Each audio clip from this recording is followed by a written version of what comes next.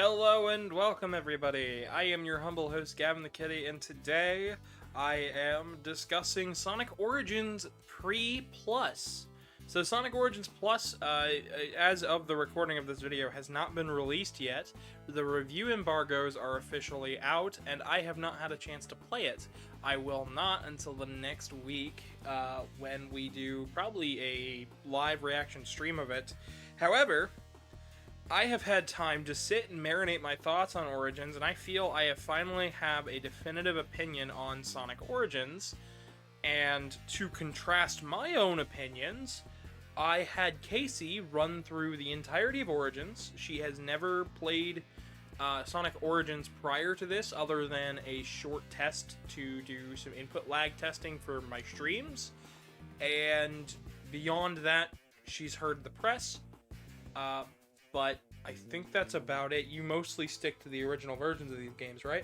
Yes, I do. Except for CD, where you said you played the Taxman 2011 mobile version? It's installed on my phone.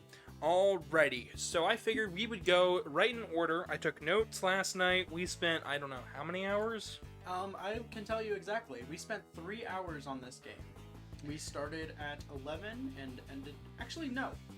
We ended at 4 in the morning. We started before Truman came home. Yeah. Which... Was 12. He came home at 10. Did he? Well, then dang. So we went for a while. So, starting off here, what was your initial thought on Sonic Origins before you got to play it? Before I got to do the input test, lag test, or the...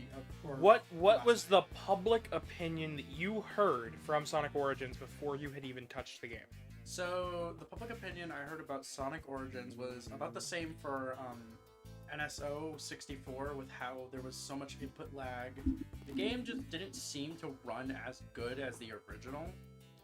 And this can be a big mishmash of different things, only because, well, I've heard people say that the game seemed like it was lagging at certain points, that the input lag wasn't, like, it was there, like, It was noticeable.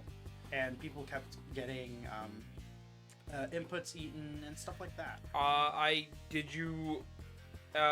Were you excited for this when it was first announced? I actually had no idea it was a thing until it got released. Oh, okay, so you heard absolutely none of the discourse.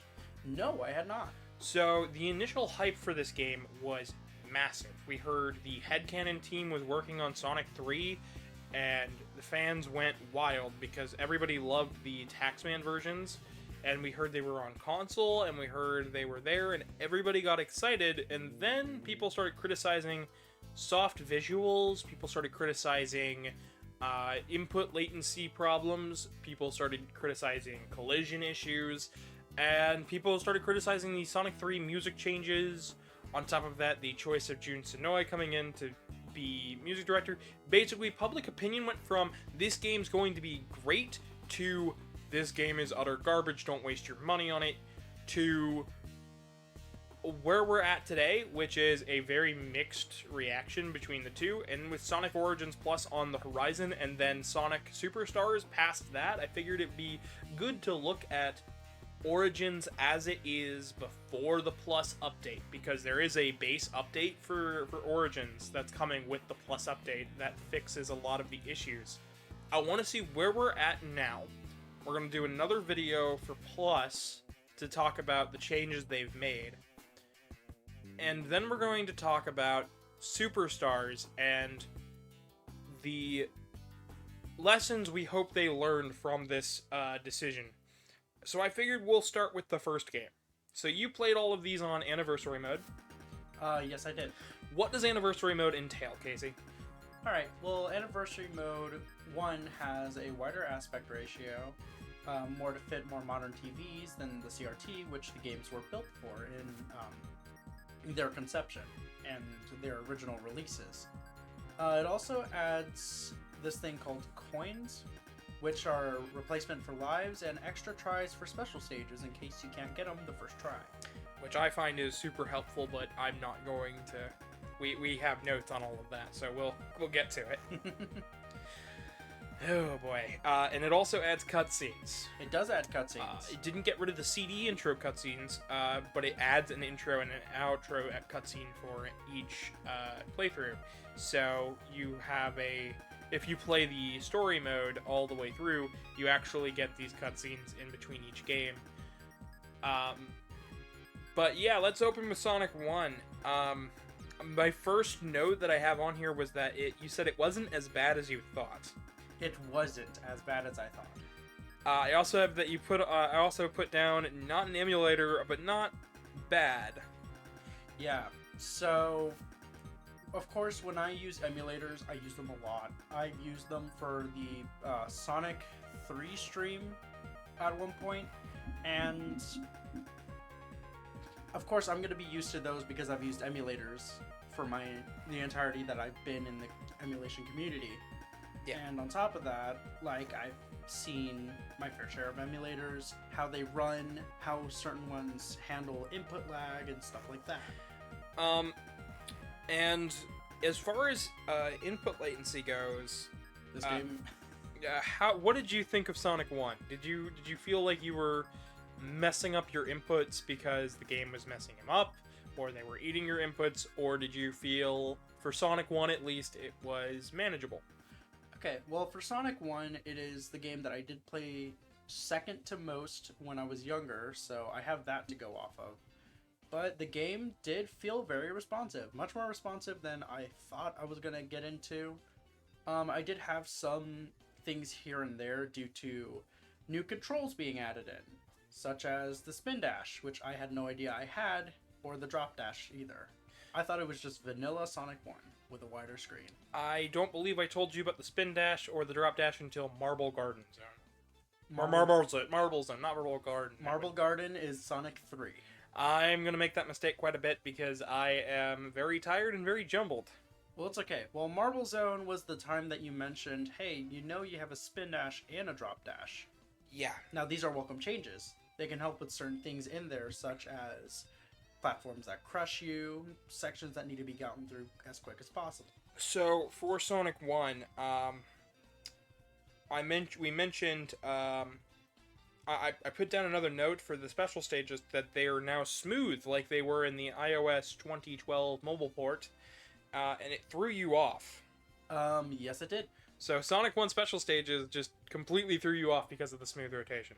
Yeah, as we could tell, or as Gavin could tell while I was playing, it was different and hard for me to get a grasp of because I'm so used to the Genesis being very clicky with its rotations. Now that was a deliberate choice on the Genesis. You can make it scroll smooth, as people have shown all over the place in ROM hacks. I have seen those. I have used those ROM hacks before. But for here, it's actually really smooth. Like, I think that's one of the most reused words in my notes, is that you kept saying the game was very smooth. It was very smooth, it was very crisp, and it was fluid. That was the most common term I kept using for it, because the game just felt like that. It just felt like Sonic 1, right? It felt like Sonic 1, but Sonic wasn't moving on increments of pixels. He was moving between them as fluid as possible. I also put here that you said the widescreen's good and the parallax is better than the original. Yes. And that the animations felt smooth. Yes, the animations did feel much smoother, and I'm well aware that, yes, the animation frames are exactly the same as they were in the original, with some added here and there. For consistency's sake. But I feel like this is a true remaster of the original. I've also got on here that you thought the first boss, it felt, the pattern felt different to you, and the widescreen changed how you approached it. Yes, it did. The first boss, it was a change. It was definitely a change that I wasn't used to. Good change, bad change. It's a good change. Okay.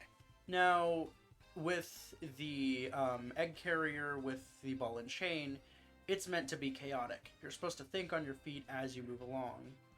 But since the chain doesn't move in response to gravity, rather to a set path, with Eggman swinging it every time he turns, it makes it even more chaotic. So just the wider, not being able to just bounce off him from the start, you just felt it was just harder for you to get a grasp of it. It did, but then as you could see, I overcame and adapted as best as I could. Mm-hmm. We also have the note of you started recognizing the parallax backgrounds. Yes. In starting Marble Zone, you started noticing that they were a lot, they were heavier. Like there was more layers of parallax. Yes. That was something that I said actually in all games. I think we started counting later on. We did start counting. Marble Zone, I didn't get a count on that, but there were definitely more layers than usual because they actually had 2 layers in the original. For one. So we had this would be this background, then we'd go one more, which is 2 more up, and so on and so forth. Instead, it was each individual line. Yes, each individual line. Which made the backgrounds feel like deeper. Row. There were 2 rows that counted as 1 parallax. And instead, now it's 2 parallax for each of those rows. Exactly. You also noticed that they removed some clipping bugs and enhanced a few of the effects, such as the invincibility and the shields. Yes. One thing I did check through while I played is because when I play these games, I sometimes use the glitches and bugs to my advantage, only because I struggle with some zones. This is the one where I wanted to test how good the engine was and where it stood. I could not clip into the wall to do a level wrap. Yeah. Which was surprising to me that they fixed it. Now, of course, it's not the easiest thing to fix collision. It's the most wonkiest thing in a video game. But that showed me how much work and effort they put into it, and I actually like it a lot. You also said the second boss felt even harder because of the widescreen, because there was a wider gap between the lava pit, and you said that that was a welcome challenge despite it being the way it was. Yeah, and the original game, because of the screen size, they made it to where the screen won't move left or right depending on which platform you're on, so it's not a blind jump into the abyss. You can see where you're gonna land. Well, even though this is the same case here, the gap is wider, so you have to get a running start instead of just pressing A and holding left to know you're going to hit it. Now you have to jump and hold left and pray that you'll make it. You also then started finding new things in Springyard, and I think that was because of the widescreen, correct? Yes. There were things that I had no idea existed in Springyard Zone. As much as I've played this game over and over again and constantly got mad at Labyrinth Zone, Springyard Zone was the one zone that I do know like the back of my hand from time to time. However, I think it was the beginning of Act 2 where I found a couple of monitors floating in the air that I had no idea existed before. And it was around this time when we started asking questions like, how does the audio sound? Because audio design is something that is often forgotten when it comes to game design. Often it's the visual and the gameplay feel that is the most important. But audio design in Sonic is so important and something that is often forgotten because the Genesis has a unique sound chip that is kind of tough to get running on a modern PC. Even fans struggle to get this accurate. So Sega's on their previous collections, some things just don't sound right, especially on things like the AtGames handhelds. And you said here the audio was crisper than ever, and even the you said the visual design also was soft, but not as soft as you thought it was going to be. And also, you said it was a nice crispness. It felt more like a Genesis than playing through a emulator, correct? Yeah. So while I will admit the Yamaha YM2612 is a very difficult thing to emulate, we all know this. Yeah. It's a very, even at a store, even hearing a single noise, you'll tell that's from a Genesis. Yeah. I know people have had this where they'll go to a gas station and they'll hear the sonic ring sound as somebody's getting rung up. That is a common thing that everyone will hear. Now, in terms of the audio being crisper, yes, it did sound like it was coming from the original hardware as if we had the game and system plugged into the TV. Now, in terms of visuals, I'm actually happy that it was softened, but not too soft. As I know some collections where they have the games have that bilinear filter on, and it softens everything to oblivion. The Ultimate Genesis collection, I remember, had a bilinear filter, 2 at HX, Q, and then if you turned it off, it was still filtering. Yes. Like, it was still 2 layers of filter beyond that. It was a option I actually messed with a lot, and it taught me how to learn how filters work. The game was still softer than ever when I tried it on there, but here it didn't feel too soft and it didn't feel too sharp. It was in that midway point. So it felt like we were feeding it through a composite to HDMI. But it wasn't blurry. It was not blurry. It was... No pixels were blended. Nothing was, there wasn't rainbow banding. There wasn't rainbow banding. There isn't any squares that are now softer and circular or like triangular in any type of way. It was just perfect. The way you put it, it was a nice Genesis feeling. It did feel like the Genesis. Now I know the Genesis composite cables are gonna make it really fuzzy because AV. That's what you're gonna get. Yep. But like I said, it felt like we were running it through composite to HDMI. And by this time we walked into boss 3 and you noticed that they kept the original aspect ratio for the boss by putting up walls. Yes. And you thought that was ingenious for keeping the difficulty curve still fluid like it was in the original. I thought it was incredibly ingenious.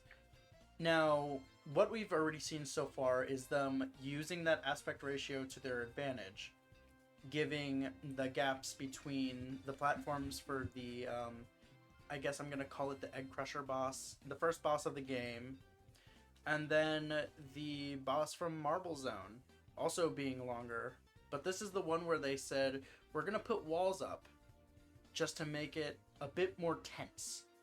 I also see on here that once we entered Labyrinth, we started noticing other smaller effects.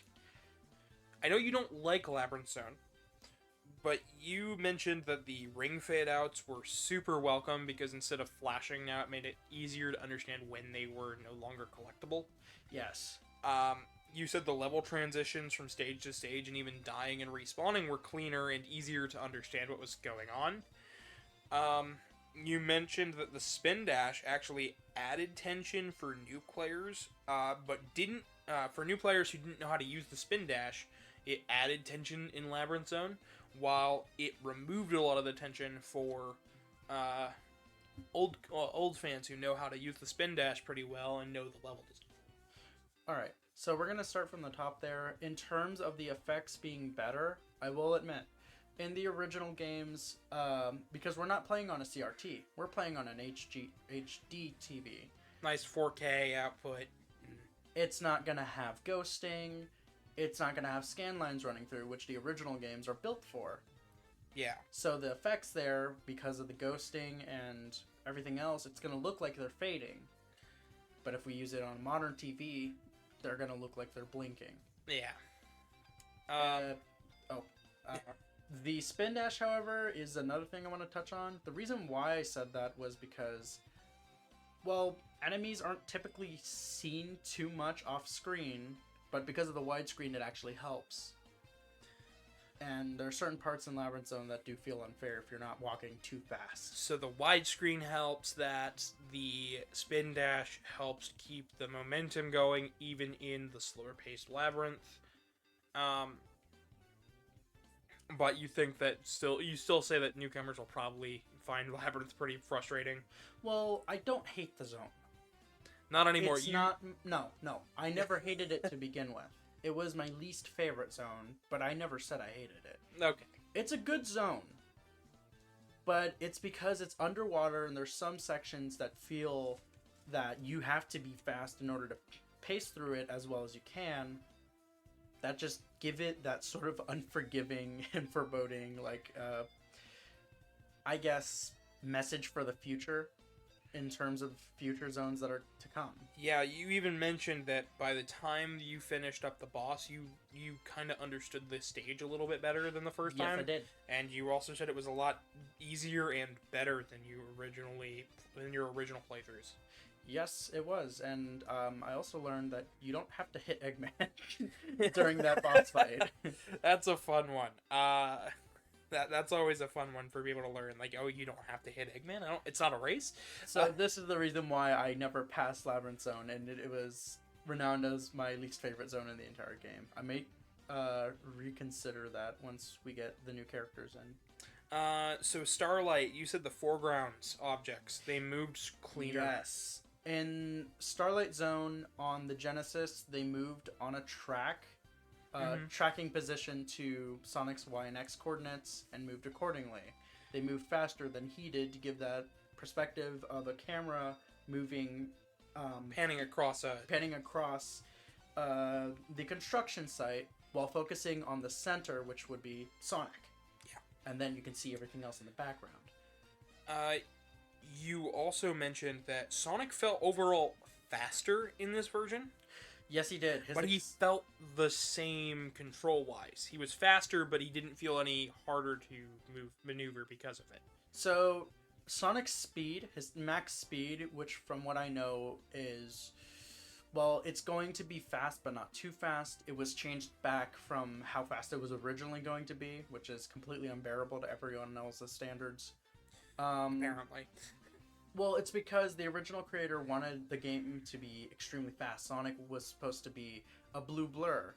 Yeah. And because of motion sickness, they toned it down. Now here, it's the same exact speed, but for some reason, because of the aspect ratio, it feels like Sonic's acceleration from his idle to a walk to a jog to his full run feels faster in that order of completion, rather than the original, where it does feel a bit more sluggish, but still there. You then mentioned that Scrap Brain was way more fluid with all of the spinning and rotating effects no longer being jittery. It just made the stage a lot easier. Well, not easier. It was a welcome change to me because it made it feel not as clunky as Scrap Brain's original look on the Genesis.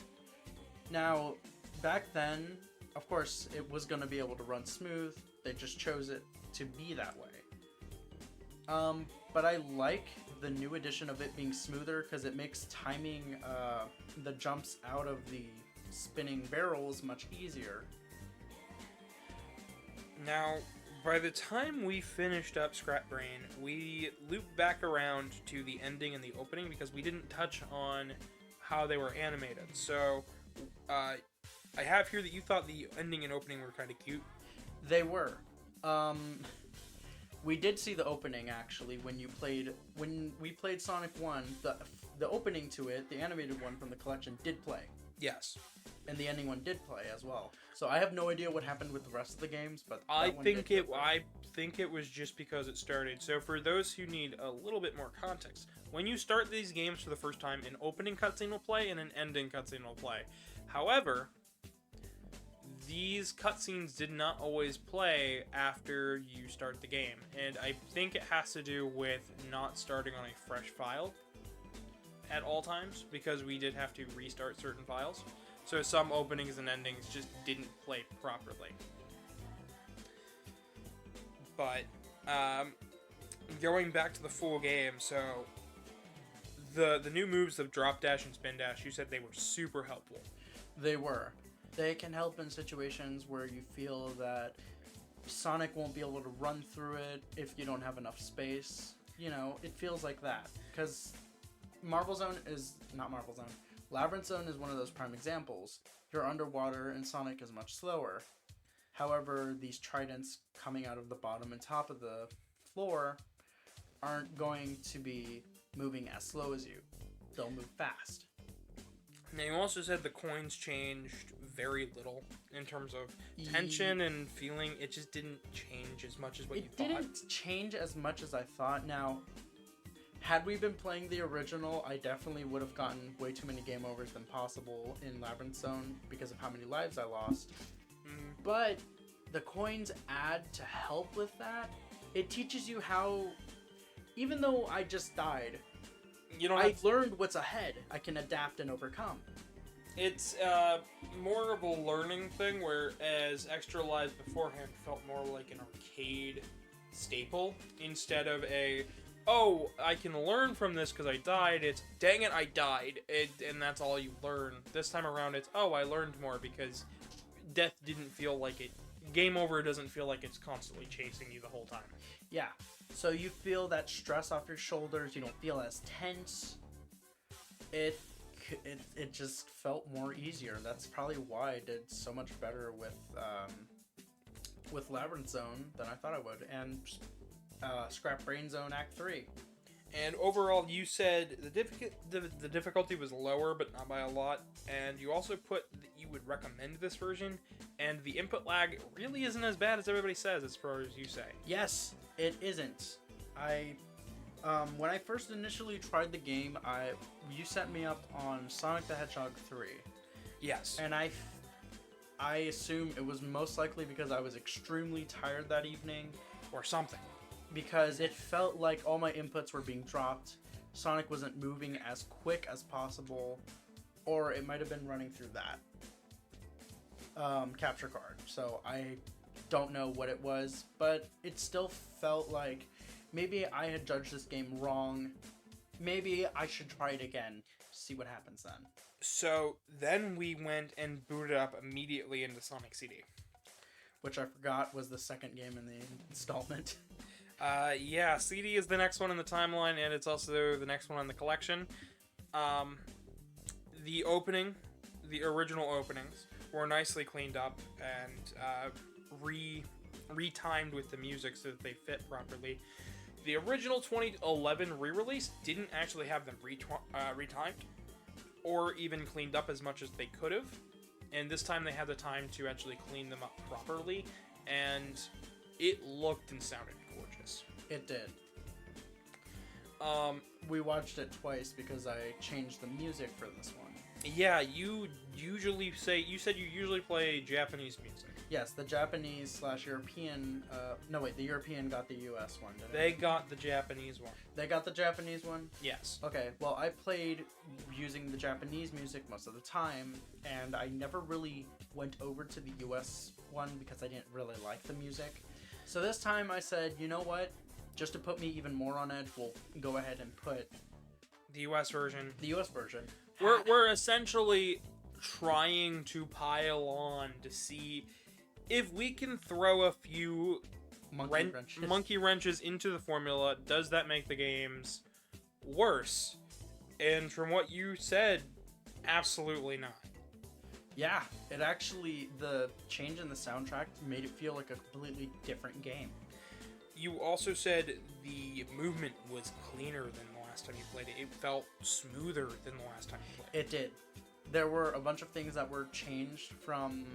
Actually, I played the Xbox 360 demo, that version of it was the original version on the store before it got removed and replaced with the new one that we know today. Yes, it's the same version of the game, it's just one is free with ads, and the 360 version was that original 2011 mobile release. That was the one that I initially tried before I got the most recent one. So I'll be basing it off of both that and from what I played. I am the only one in this discussion who has played the Sega CD version of Sonic CD, and in my honest opinion, I think 2011 was good, but there needed to be a lot of work done, because they added Tails, they added Spin Dash, they added a few bells and whistles, but the menu system was completely changed, which wiped out a little bit of that charm, and a bit more, you could switch the soundtracks, but since they didn't have the license for certain tracks, we didn't get lyrics in the Japanese opening or the ending, and this time around we do. We have that. Yes, and I'm glad about that. You said here the special stages felt smooth and a little bit more refined than the 2011 version. Yes, they did. They weren't super different, but they were still clean. And it felt exactly the same. Then again, I did play on a iPad, so I did have a bigger screen to play on, and I could see precisely what I'm looking at. It felt as smooth, but it just felt like something was really different about this version. I think that more has to do with the fact that you're using a controller rather than a touchscreen. But you said that you would probably have. I meant the effects in the background. Like the sky constantly warping and changing. Oh color. yeah, they were a lot brighter. Like the colors are vibrant and popping off the page with CD. Mm-hmm. And the 2011 version, I felt when I played it was dim and a bit dark. And from what our discussion yielded last night during playing, it seemed like you felt the same way, that they were just darker in areas. So, I actually made a call to my mom last night about when I had that iPad. When I played Sonic CD for the first time, it was actually when the Switch came out. Oh, so you hadn't played it until 2017. Yes. So that puts you right before, I believe, they put out the free versions for those for the 2011 remakes, if I remember correctly. Yeah. So I played it, like I said, I played the demo of the original, and then the updated version is the one I played on whenever I got the chance. So going deeper into CD and what it has, we were trying to pinpoint exactly what the stage design felt like, because the level design for this game is definitely different than if we were, say, playing Sonic CD or Sonic 1 or Sonic 2, and definitely more different than Sonic 3 and any other 2D game that's come before or since. And we came up with the idea that this is an experimental platformer, especially when in regards to it being a collectathon, because you have to go for the time stones, the rings, and the secret hidden metal Sonics in the areas. The generators. The generators, all of that. It just felt more like a collectathon than a normal Sonic game. It did. Now, most Sonic games, as everyone knows, and especially in terms of 2D, are get from point A to point B. And in those games, there are 3 routes.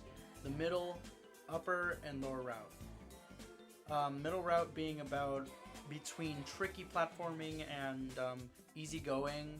The lowest route being the easiest, and the top route being the trickiest but fastest.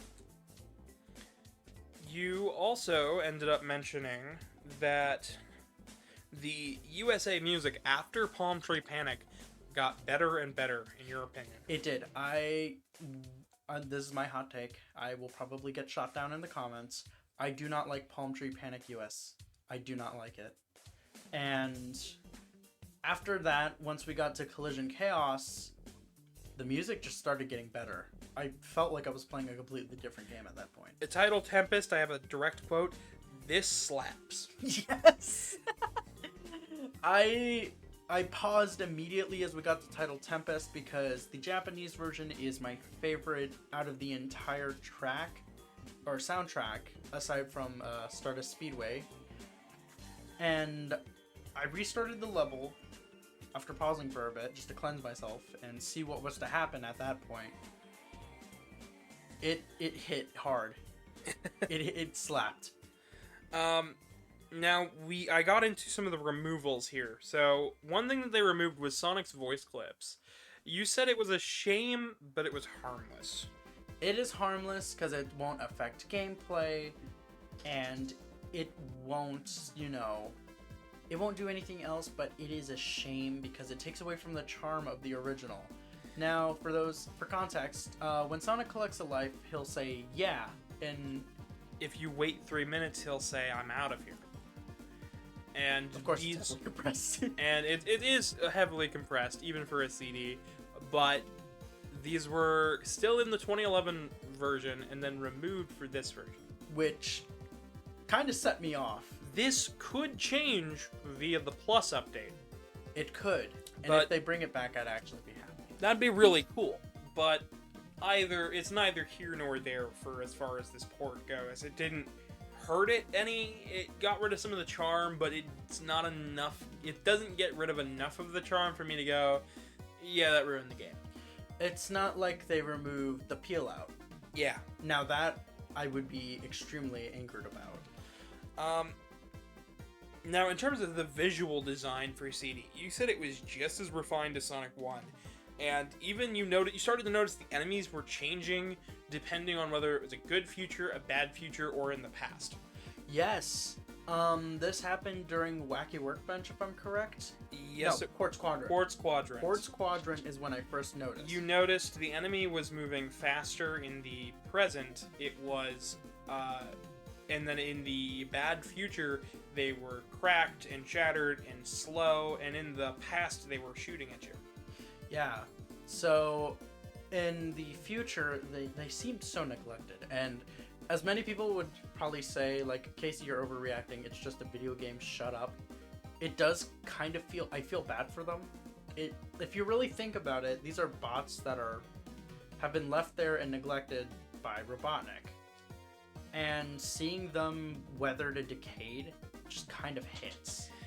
You also then, right afterwards, we went to the boss act, and you found that the boss room felt smaller compared to your original iPad playthrough. It wasn't smaller. It wasn't. But it felt smaller and tenser to you. Yes, because the iPad I played on had a 4:3 aspect ratio. Okay, so you were... And what we have on the screen is 16:9. And this is right, it's roughly 8:9 or something like that. Okay. So think of it like that. It's roughly it's the same room, it's the same size, but with the wider screen, you feel it close in on you. I felt extremely claustrophobic cuz on my iPad it felt like I was playing on a CRT.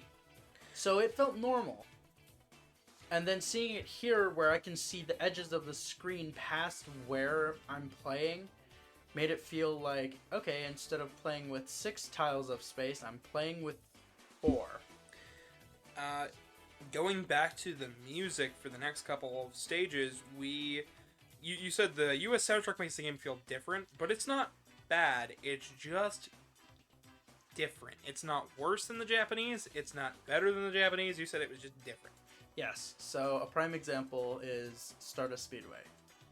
Yeah. I do not like the present for Stardust Speedway in the US version. Now, don't get me wrong, it's not a bad track. It's not that it's just like, oh, well, it's not like the original. No, it's just, it feels lacking. It sounds like a song where you have the backtrack, the bass, and the chorus line, but no melody or lead. Now, yeah, it was just it was a good song regardless. It was a good song, but it just felt lacking. But then we get to the bad future, and it just kicks it into high gear. Yeah, it does. I feel it didn't feel like Sonic at that point because I know it's a race between Metal Sonic and Sonic the Hedgehog, trying to gun it to the end. But it sounded like a track from a racing game, like F-Zero or something. And then we get to some of the criticisms of this exact one. So you felt that the drop dash was slower in Sonic CD. Yes, it did feel sluggish because of how fast movement Sonic can get to just by using a peel out. You felt the drop dash wasn't needed, and you even said if you could, you would mix and match the music from the US and Japanese versions. Yes. Now, don't get me wrong, the Japanese version has a great selection. So does the US in some parts, but I feel like there are some parts in the US version that fit more towards the level instead of just being a straight bop. Mm-hmm. Now, you can play any song from the Japanese soundtrack and I'll tell you what level it is, even if it's past, present, or future. Now, if we were to do that from the US version, I won't be able to tell you. But I can tell you what the vibe of the music gives me. Because Wacky Workbench sounds more metallic. It sounds more experimental. Industrial. That's the word I'm looking for. So, as far as the 2011 versus Origins versions go, you can't get the 2011 version anywhere except for the mobile store. And you mentioned that by the end of the playthrough, you weren't sure whether you wanted the 2011 more or Origins more, and you said you prefer 2011 just for the pure nostalgia, even though it's not missing any content. Yeah. I'm torn between the two, but if I were to go with one, it would probably be the 2011 version. Now, I know nostalgia is a really weak card, and people might tear me to shreds because of this. But it's still an important card. Yeah. Nostalgia has a point to play in this. Whether I played it on an actual Sega CD, whether I played it, in 2011 or 2017. On an Xbox, or in the most recent version as my introduction, it doesn't matter. I'm still going to like the version that I was introduced to first. And so if this was released as a collection as just Sonic 1 or Sonic 2 and Sonic CD, it probably wouldn't have gotten a recommendation from us. But then we got to Sonic 2 and you started tearing through it. So on Sonic 2, you, the first comment, it feels really good. Really enjoying the game. I had that written down by the time you got to Chemical Plant, which took you only a couple minutes. It's because this, Sonic the Hedgehog 2, believe it or not, is a game I speedrun, but I am still learning the final boss and tricks for that. So, I'm clearing stages within like 30 seconds. Now, this one right here also has a mobile version, and the mobile version was never put on console, just like Sonic 1. So this is technically our first look at that Taxman version on home consoles. Well, I never mentioned this to you last night, but I did play 1 CD and 2. Okay, well I figured you did, because of the way you were talking about it. You also said the special stages were much better with the new 3D models. Yes, I enjoyed that so much. Of course, it was put in the mobile versions. The 3D model of the stages was put in there. Mm-hmm. But here, I could actually tell depth. I could see everything more clearer because it's, on a bigger screen. But it just felt so fluid. You also said the coins are going to help a ton for newcomers. Yes, because as soon as you get past your 4th emerald is where things start going downhill. As a veteran of this game, the coins helped me. I believe in our stream we spent nearly 100 coins on the last couple of special stages. Yeah. Gavin did mention to me that, I play like someone who's been playing this ever since Ever since out of the womb. Ever since 92, and to be perfectly honest, it was ridiculous to watch it. It was like watching a speed run. It's crazy how good she is at this. Gavin hasn't really seen me speedrun any games too much outside of 64 or Super Mario 64, so this was definitely a new experience for him. You said the speed strats still work, and the visual throughout the whole game. You said the speed strats just worked. They still work. The glitchless ones do. The glitched ones don't. The glitched ones do not work anymore, and people would have to reroute. But many of them, including the famous one in Chemical Plant, that one works. The one in Emerald Hill works, and a couple of other ones. But I'm glad they didn't just be like, well, we're gonna nerf Sonic's jump height off of ramps. It was at this point that I decided I need to know her opinion on this. The visual design for Sonic 1 to Sonic 2 is a bigger leap than 1 to CD. And I wanted to know if the visual design was just as highly brought up from the way Origins has done Sonic 1. Did Origins do justice to Sonic 2, or did it only marginally bump it up? And you said it was just as high marks. It was just as high of an improvement as Sonic 1. Well, with Sonic 1, we have palettes that match the level we're in. Green Hill Zone, for example. You mean Emerald Hill? No, I'm saying in comparison from 1 to 2. Oh. In Green Hill Zone, we have the nice dirt brown mixed with a lighter brown, sort of, and then green, a lighter green, and stuff like that. Then we have nice blue falls in the background and water. So then when we get to something like Sonic 2's Emerald Hill, we don't only have that, we have reds of flowers in the background, orange. We have the palm trees looking more vibrant. Chemical Plant is a prime example, actually. You're mixing yellow and black with metallic gray, with deep blue, purple, red, and green. I mean, those aren't colors that would normally go together. Mm-hmm. But that's what 2 does. Speaking of the visual design, you mentioned that the Hilltop Zone felt bigger, better, brighter in widescreen versus 4x3. You think it stood more on its own. Yes. And I can't agree more. The Hilltop Zone is gorgeous in widescreen. In 4x3, it's like, oh, it's a blue Emerald Hill.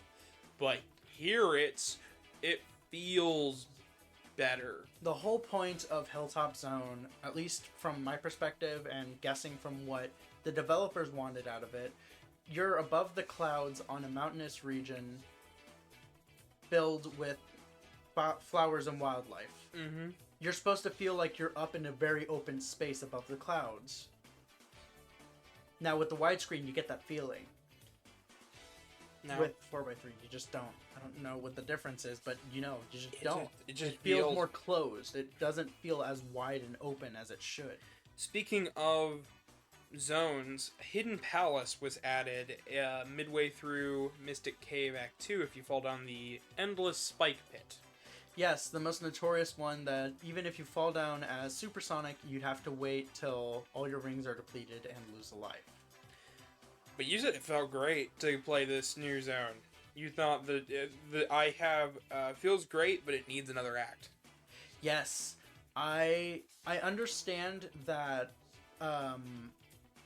that Mystic Cave Zone has 2 zones, and Hidden Palace only has 1.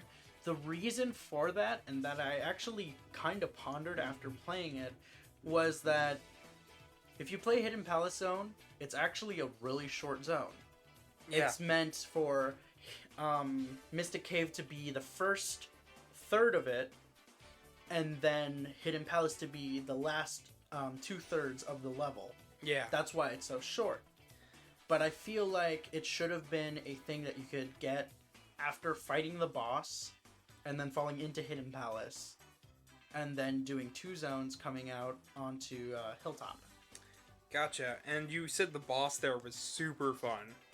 Oh my goodness. I have never struggled with a boss in Sonic 2 before. Like, watching you play it, you were grinning ear from ear the entire time. Yeah, I was. Because Hidden Palace Zone, to most fans who didn't know anything about it, was a scrapped zone before.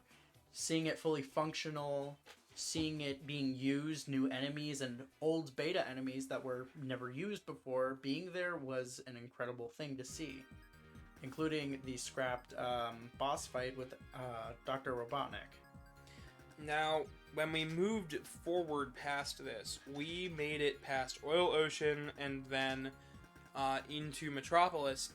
And you said if you played the Genesis version, you'll feel right at home with this one. You also said the widescreen fixes all of the enemy placement, or at least the majority of the enemy placement problems in Metropolis. Yes. Metropolis Zone is notorious for being you have to react quick as you can, sort of Sonic the Hedgehog reflexes type of zone. You will run into enemies constantly. They will throw things at you faster than you can even jump. But because of the widescreen, it shows you the enemies before they're even active. And you have time to react way better than you did before. Speaking on changes that were for the better, there is Sky Chase Zone. You noticed something huge with it, and so did I. That stage was short. It was cut in half. It was 2 minutes. We timed the original to be about 5 minutes, give or take. It was 4 minutes and 6 seconds was the original stage. That's if you're holding right. It's about 5 minutes. It's about 5 minutes, you're right. So they cut it down to about 2 minutes and 4. And that's me staying in the center of the screen. And honestly, it is a much needed change. It adds tension to the level because you have more enemies coming at you. And overall, it just felt more like a chase than the leisurely stroll in the Genesis. It did. Going from that, we started to get extremely tired by this point, and Silver Sonic was just as easy, and the Death Egg Robot was where we started to feel there were some problems with hitboxes. It's the same as the original, actually.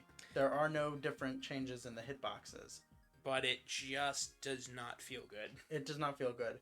Now, here's the one thing that I'm going to literally, either you could say nitpick, but I'm literally going for the guttural for this one. The hitboxes should have been enlarged and more obvious. Yeah. Because you can jump backwards as many times as you can and not figure out where you're supposed to hit, because everything looks dangerous. You gotta hit under the stomach, above the spikes, and no matter what, you're always at jump height for those spikes. Not only that, you have no rings to spare. None at all, which is kind of a shame. I feel like if they should have offered something like what Sonic Jam or the Sonic DS collection allowed for, which was 3 rings before Silver and 3 rings after Silver Sonic, which is something they placed in as easy mode. That I had no idea about. That is something that I always want to see implemented in that Sonic 2 boss fight, because it makes it feel more fair. It makes it feel less like this is a challenge that is meant to make you break the controller. But overall, by the time we got done with that, you said it was recommended, the drop dash was super useful, the widescreen helps a ton, and the expanded multiplayer stages were a nice bonus on top of that as well. The drop dash here is actually much more needed because, believe it or not, this game actually has the most upward slopes that you can get out of any Sonic game. I'm talking, you're running straight forward and having to run up the side of a wall. This game has at least 50 of them. And once we finished up Sonic 2, we took a short break and began Sonic 3 and Knuckles.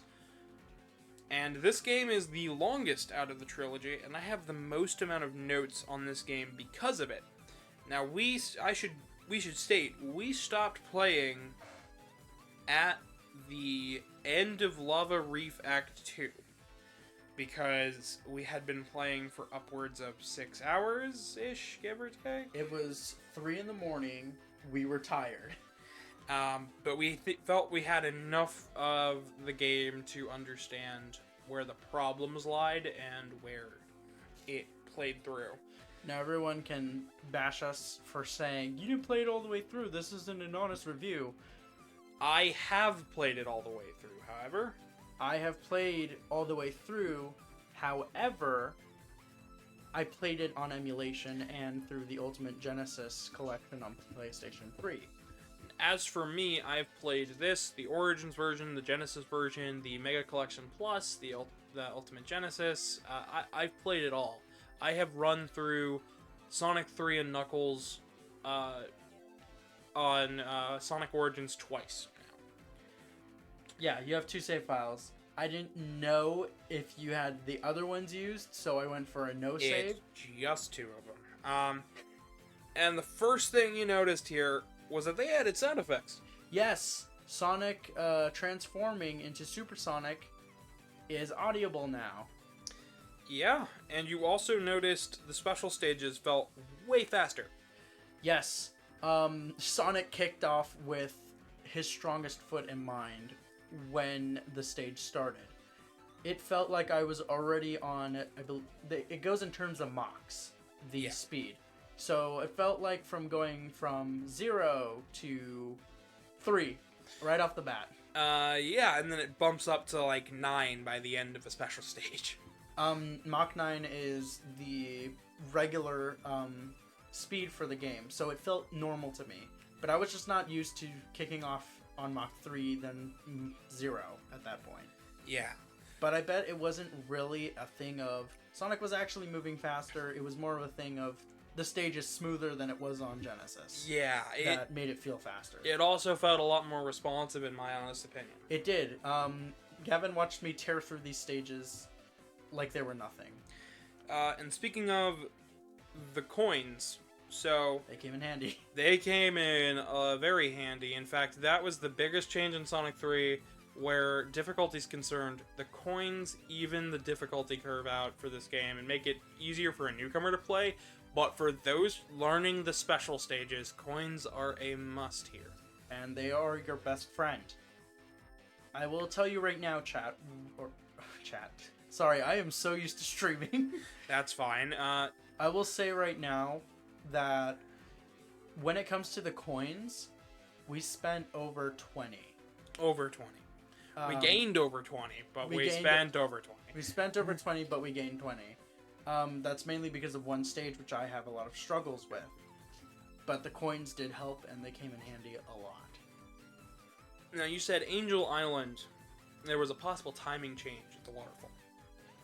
Yes. In Act 2 of Angel Island, there are these ledges that come out of waterfalls, similar to Yoku blocks in Mega Man. I don't know what it was. I could be making...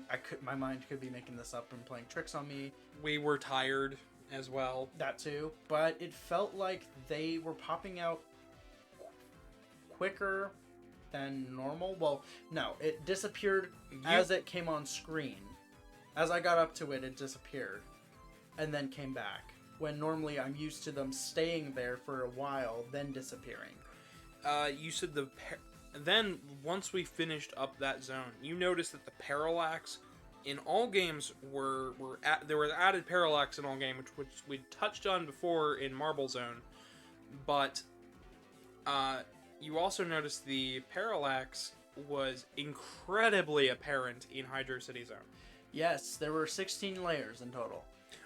At this time in time, we started counting parallax numbers, and anytime it got real high, I took note of it, because it just looks gorgeous in comparison to the original. You can really tell the headcanon team here really wanted to put their best foot forward in terms of visual design and representing Sonic 3 as best they could. I was losing my mind with it. Because as soon as we got to Mystic Cave Zone in Sonic 2, the one thing that I do know is in the halfway point of the stage, in terms of up and down, there is a ridge line of cave rock, being stalagmites and stalactites, separating the upper and lower paths. And you could definitely tell there were multiple layers there, at least 8, compared to the 4 in the original. Speaking of the games themselves, the most important thing in terms of Sonic 3 is definitely the controls. Oh, yes, the controls. And you thought these were a blast, from what my notes say. Yes, I do. Any critiques on them, or...? I do not, because you know what? I like the addition of... We have the Insta-Shield, and then on top of that, if you keep holding the button, we have the drop dash. It made watching her playing through this was super fun to watch, because she just blitzed through it. Especially when it came to the Knuckles, the Sonic and Knuckles stages. Because that's a game that I run most of the time. It was around this time where we were in Marble Garden Zone, and we noticed some minor bugs, such as falling rocks that just never stop until you hit another trigger point for falling rocks. Yes. So, in one part of the stage, there is this little drilling robot that you have to hit in order to progress. Mm-hmm. When this happens, there is an avalanche animation with rocks falling from the sky to simulate that, hey, the ceiling's about to come down. What happened is I got out of there quick using the drop dash and activated a rolling switch at the precise time where it also uses the shaking animation. And it caused the rocks to constantly loop throughout the entire stage until I activated another earthquake animation.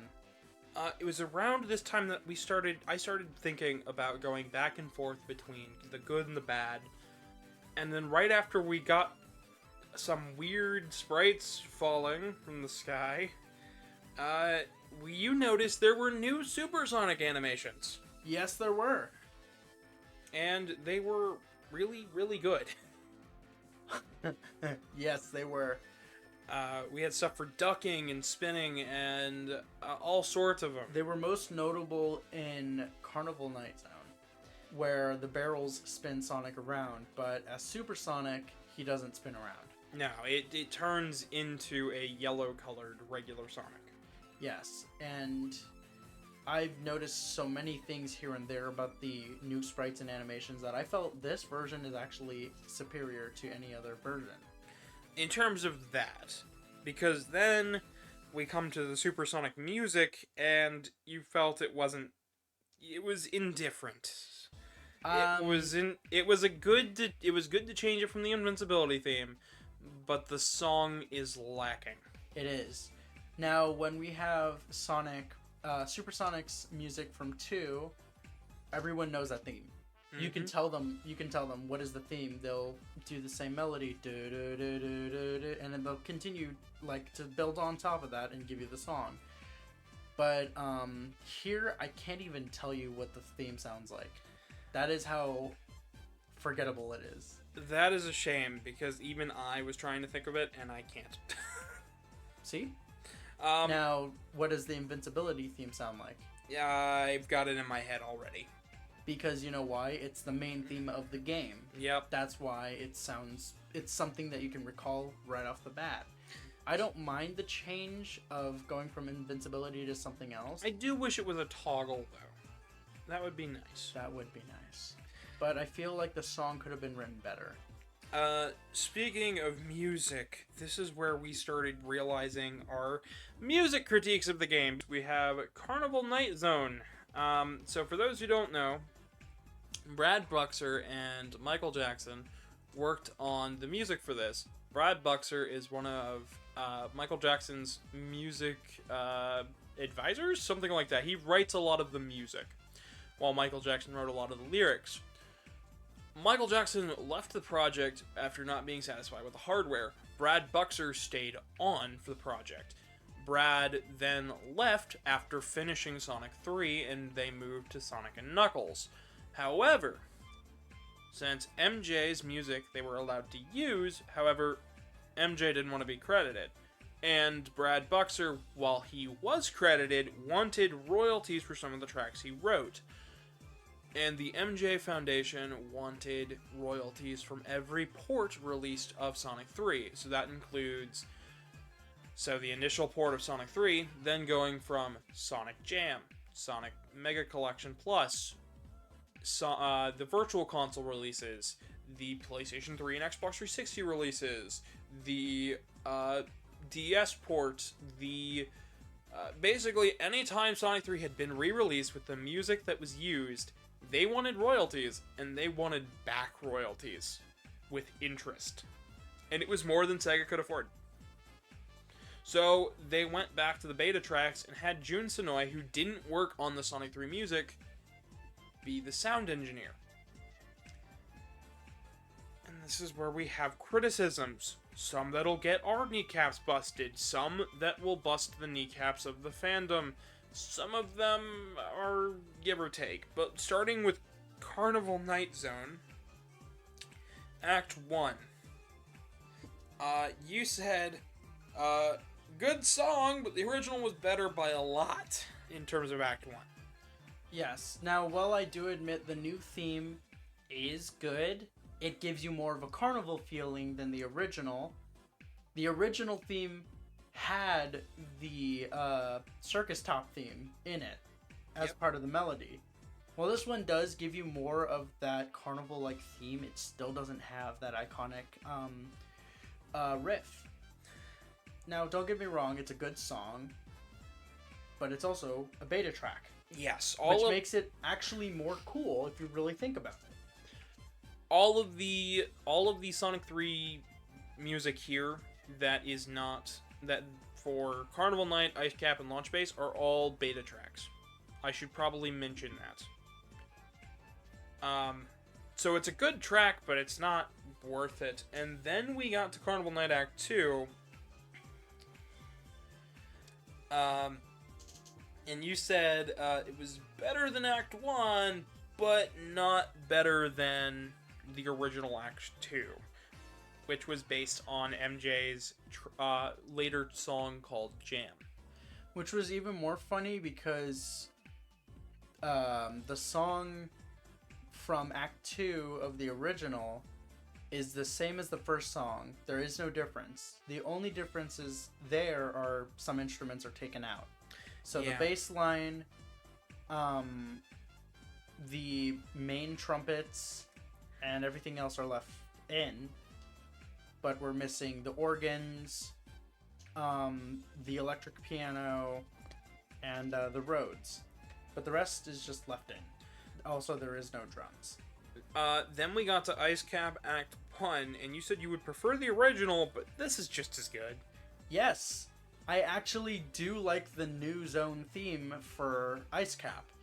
And I'm smiling. I would agree as far as Ice Cap is concerned. I think that Carnival Night Act 2 is really, really good. Carnival Night Act 1, take it or leave it. I don't care for either version.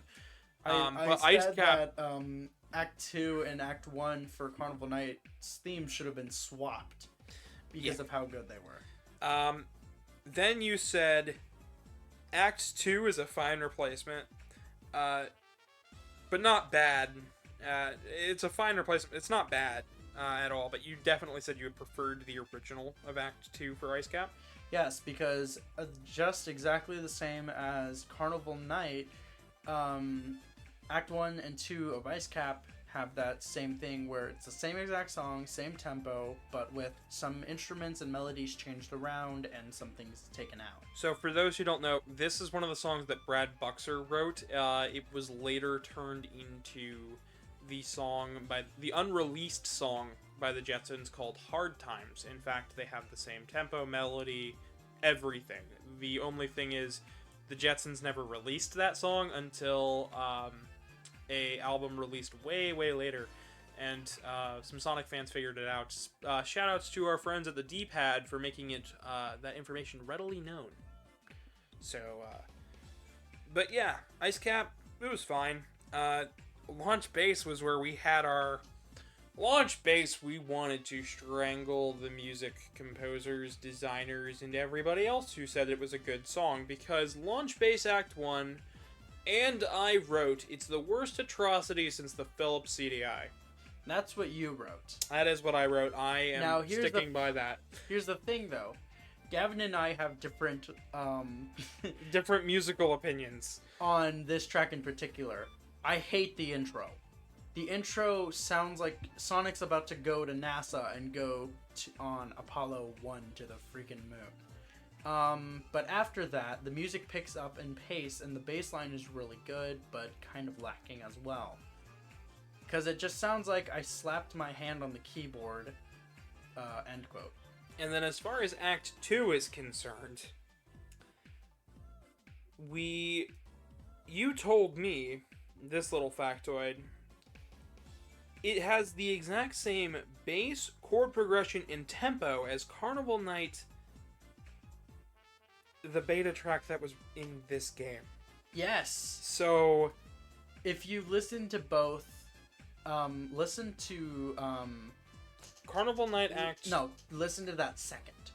Oh. Listen to Launch Base Act 2 first, and then listen to Carnival Night Act 1. You will definitely hear the resemblance. And honestly, after doing some tests, it really does feel like Carnival Night Act 3. Because I told you, close your eyes, Carnival Night. Yep. And you saw it. Yep.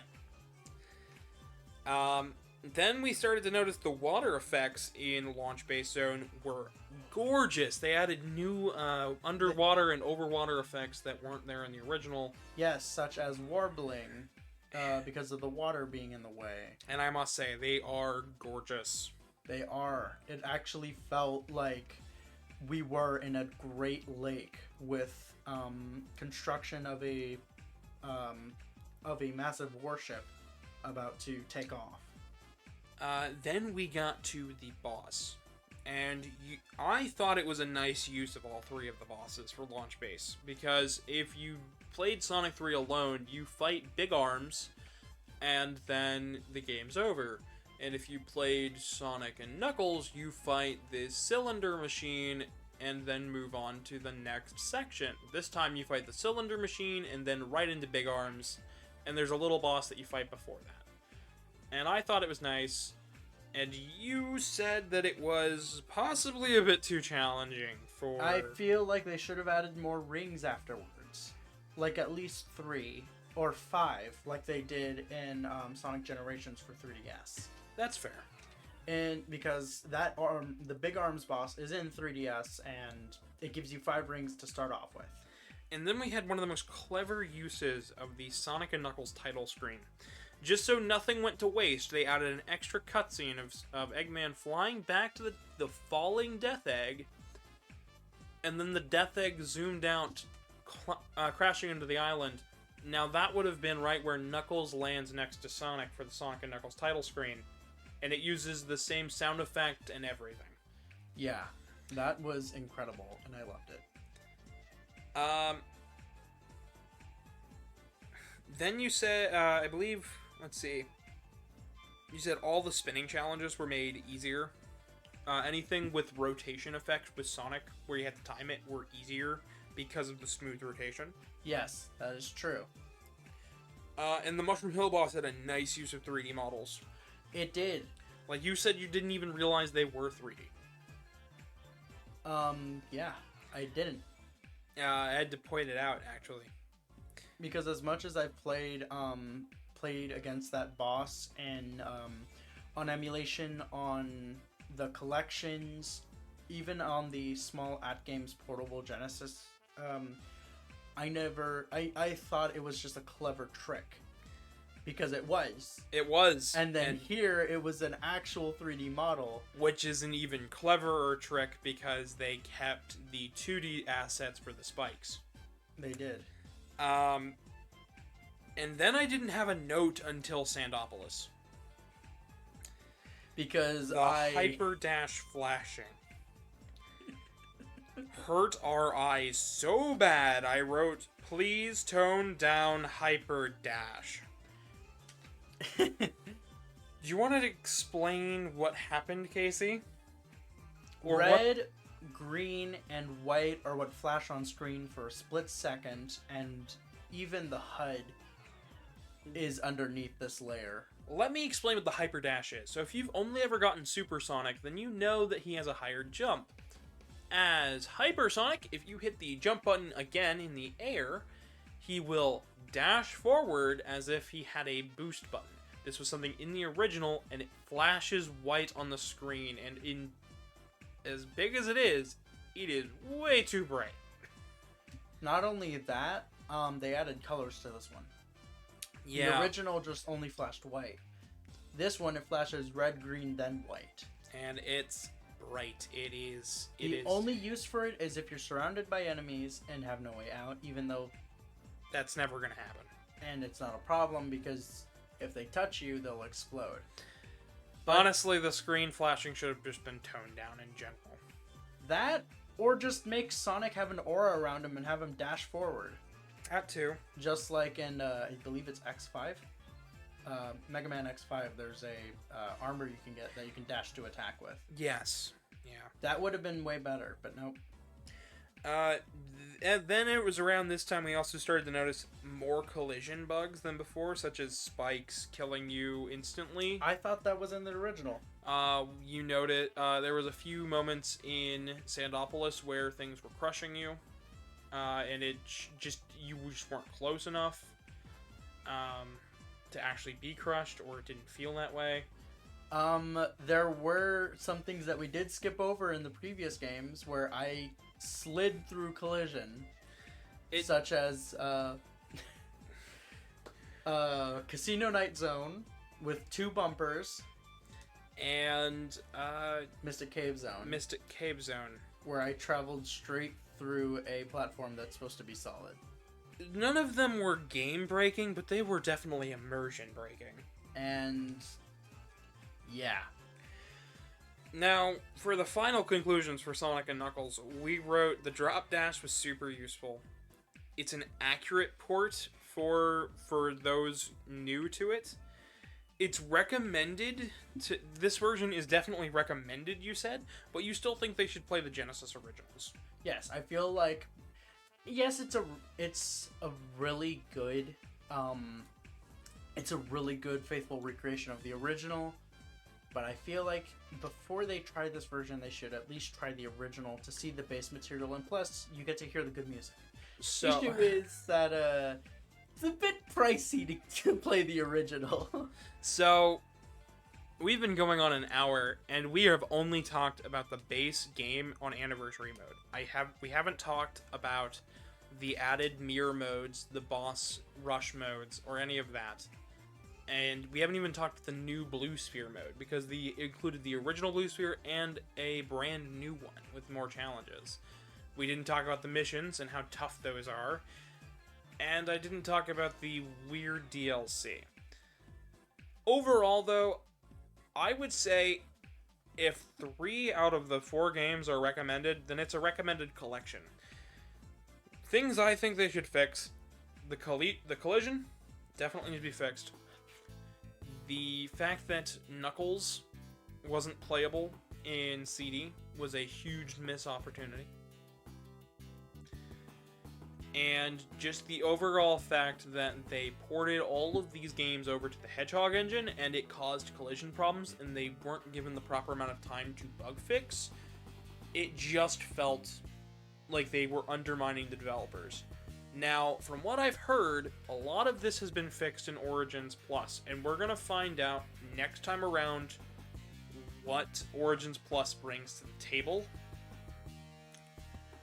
But for my viewpoint, I think this is definitely worth checking out. But I would say pick up Origins Plus. We'll have another discussion next week sometime probably with our full thoughts on Origins Plus. It might be the week after. Casey, what was your final thoughts on Origins so far as it stands now as of 6/21/2023? I think it is a good title. It is a great collection, and I love all the bonus material it also gives you as well. But is it worth the $40 price tag? No. It is not worth $40 until the Plus is added. So, the Plus is DLC. I don't know how much it is, and the base game for Plus is $40, but Origins originally was $40. So, you're saying, if you're just getting Origins, hold off, right? Yes. Don't get it now. It's definitely not worth $40 now. I'd say actually this game is worth $30 at most. $25 as where I'd cap it. Now, Origins Plus adds in Knuckles and Amy and CD. It fixes a lot of the collision bugs. They brought back Headcanon to optimize it for the Hedgehog engine, so this time around it might be different. So you recommend it, but wait for a price drop on this one, or pick up Origins Plus. Pick up Origins Plus, and then give it a go. And next time we talk about Sonic Origins, we will be discussing Origins Plus and Sonic Superstars. So with all that being said, I have been your humble host, Gavin the Kitty. Thank you so much for watching. You can follow me on Twitter at GavinDragonYT. You can donate to the PayPal link in the description below or on your screen. And you can also click on some stuff when this video is over. Thank you guys so much for watching. I will see you guys next week with some streams. Good night, everybody.